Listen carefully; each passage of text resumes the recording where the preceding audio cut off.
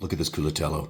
Here it is. It's massive. It's in my kitchen. I'm eating it right now. This is fantastic. It was a huge exercise in patience, but worth every single moment. So come along here for the ride. Hey now, today we are embarking on a lengthy journey. I'm going to be attempting to make a batch of culatello, which is sort of a variation of Italian prosciutto. So what I've got here is the culatello muscle, which comes off of the ham. I just butchered a pig yesterday, and this comes off the back side of one of the hams, which is the hind legs. And really, it's not a difficult muscle to remove. Once you get the H-bone and the femur and stuff out of there, you just wind up slicing it out. Now, because it is more than one muscle, I have trussed it up here because there's a little bit of a seam in here, and I just don't want that to be able to come apart. We don't want oxygen or anything to be able to get in there and allow mold to grow. Now, it's a very simple recipe for the cure. All I'm using here is 2.75% pickling salt. I've got 0.25% fresh cracked pepper. I'm gonna mix that into there, and also 0.25% cure number 2, which is important because this is a longer cured piece of meat here.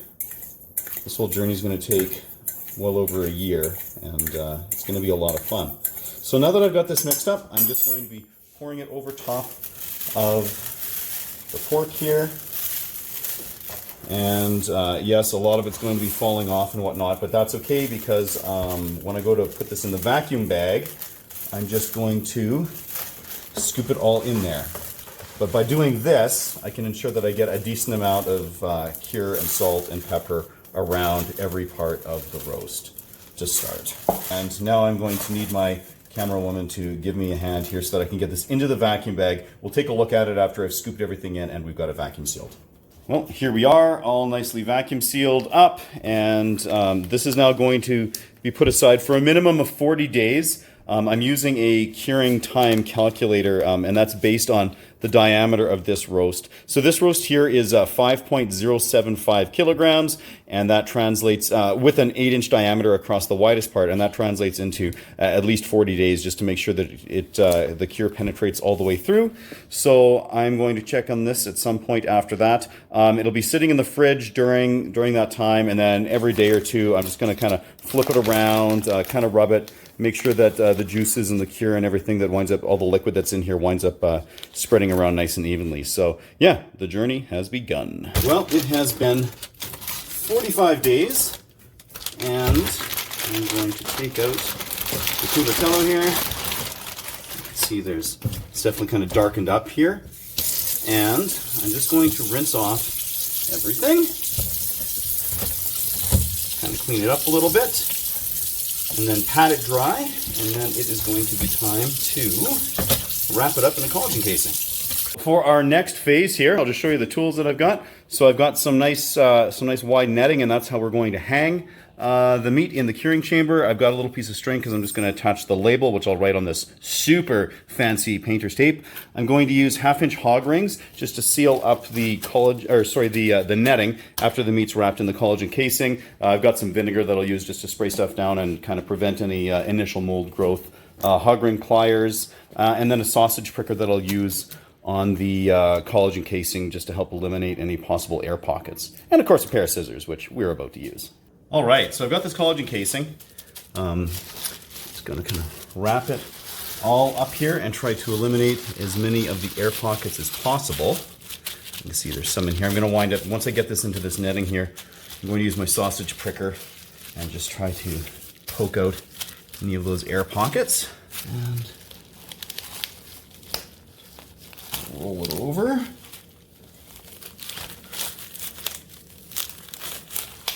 Just like that. Nice. And take a look here. Don't want to have any air pockets so you can risk getting mold growing underneath there, which is just far more difficult to deal with. Okay, so I'm just going to close this up with that. Using 1/2-inch hog rings.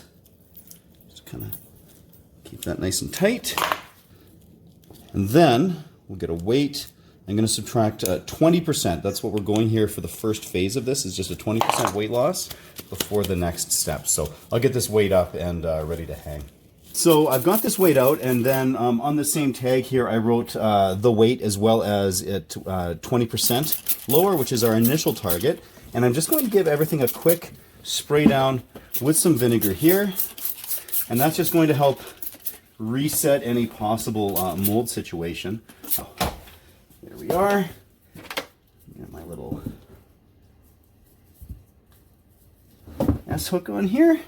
We'll pop this in here. My curing chamber is set at 55 Fahrenheit with 75% relative humidity.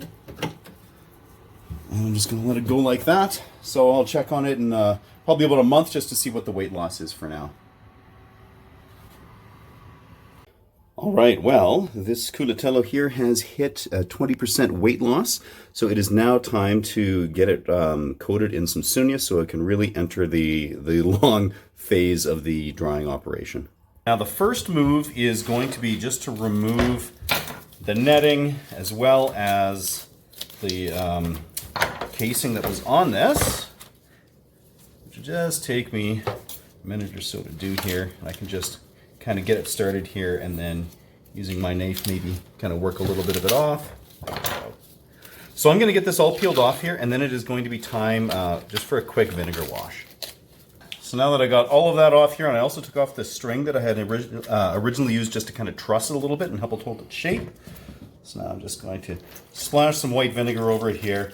I'm going to give it a little rub down for a minute or so, and that's just going to help eliminate any possibility of some mold growth here during the next rather lengthy phase of its journey. Fresh out of the vinegar bath here, I'm just going to give it a quick pat down with some paper towel, and I'm going to set it aside for a moment while we make the sunia. All right, so sunia is a word that is very hilarious to spell. We'll have to check that out. What I'm going to do here is make this, and it is only a combination, it's a 1-to-1 ratio of lard and rice flour. And you just get it in a bowl like so, and just carefully get it all mixed together. This will probably take me a couple of minutes to get it to the point where I want it so that it really is kind of like almost like a Play-Doh or something. So I'll mix away here and we'll take a peek when it's ready. Here we are. It's all nicely mixed and combined. This was a pound each. That was just like a full pound brick of lard and then a pound of, or 454 grams of rice flour. So now I'm going to go ahead and get this onto my culatello. Now I will mention that I did get a weight on this after it was all cleaned up, because I'm going to need that in order to know what my actual weight loss is without the sunia layer kind of throwing off my weight measurements. Now I am putting this all over the skin side, or the fat side. I don't know if I 100% need to, but I'm going to put some over that anyway, just because I'm going to have enough sunia here to do it. If it was skin side on for sure, then I wouldn't need to do that because the skin would be more than enough to protect it, but I don't have skin on this, just a nice fat layer. So I'm going to take a couple of minutes here and get this all caked on. All right, now if you find when you're doing this that it's just still a little bit too sticky, if the ratio is slightly off like I did, you can just sprinkle a little bit more rice flour onto it and just pat it on, and you can see now like it worked out really well. So I'm just throwing it onto some plastic wrap here. I'm going to just wrap it all up nicely, cover it up, and throw it in the fridge for a bit so that the warmed up lard dough here, the sunia, can just kind of set a little bit, just because it's a little bit warm from my hand. So I'll give it probably a good hour in there. So we've had our, it was actually almost an hour and a half here in the fridge.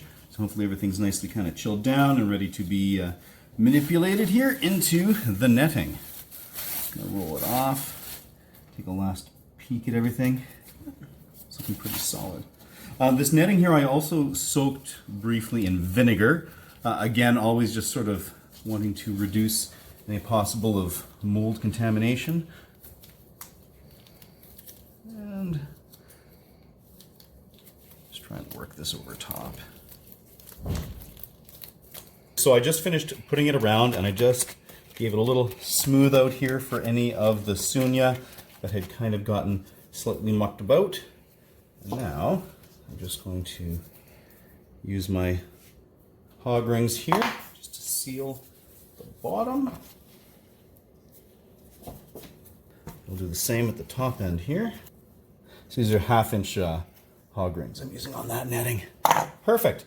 Okay, so now I'm just going to get this little piece of string through here, and the only purpose of this is so that I can slap my little label on it with the weights and stuff like that. So I'll just get this on here, tie it on, and then I'll head downstairs so we can get this back in the chamber. And here we are on the next part of the journey.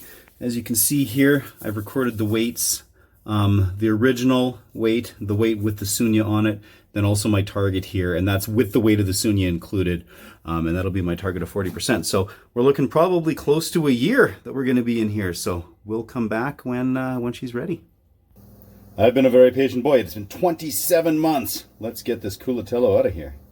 Now that I've got this culatello back up in the kitchen here, I'm going to remove this netting as well as all of the sunia that's around it. I'm going to see how much sunia I can send flying across my kitchen.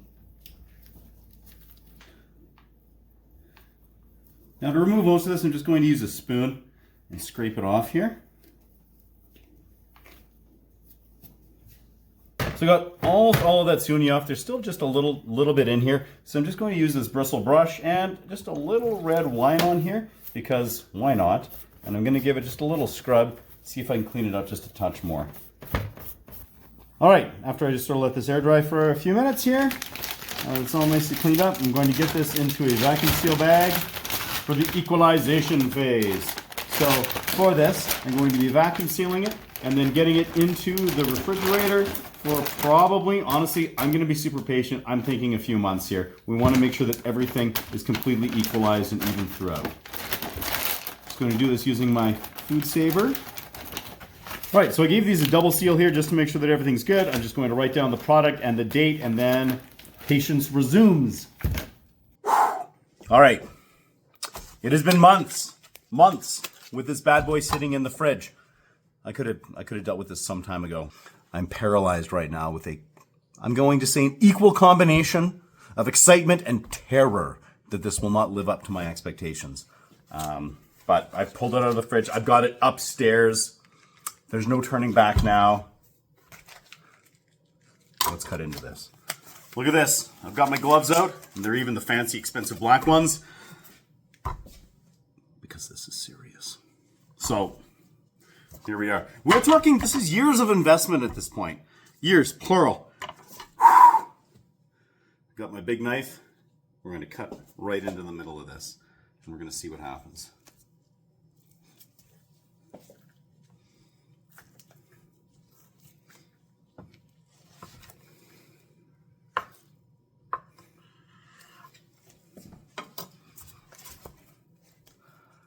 Well, look at that. Look how pretty that is. That is stunning. Fantastically stunning. We must try this. Okay, so I'm incredibly encouraged by the interior of this culatello here. It's time to slice this up. So I have my Avantco 10-inch meat slicer here.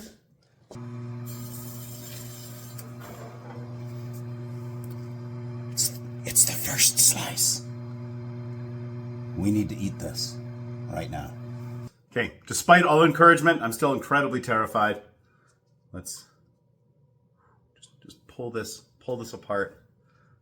This freaking better live up to the expectation.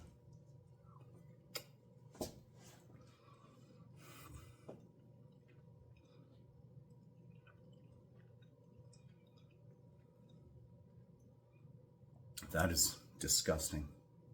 By that I mean you shouldn't try it. I'm going to eat all of it. Nobody else needs to have any of this.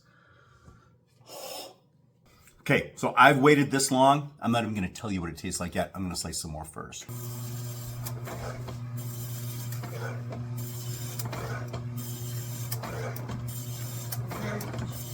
All right, so I've sliced up a bunch of this.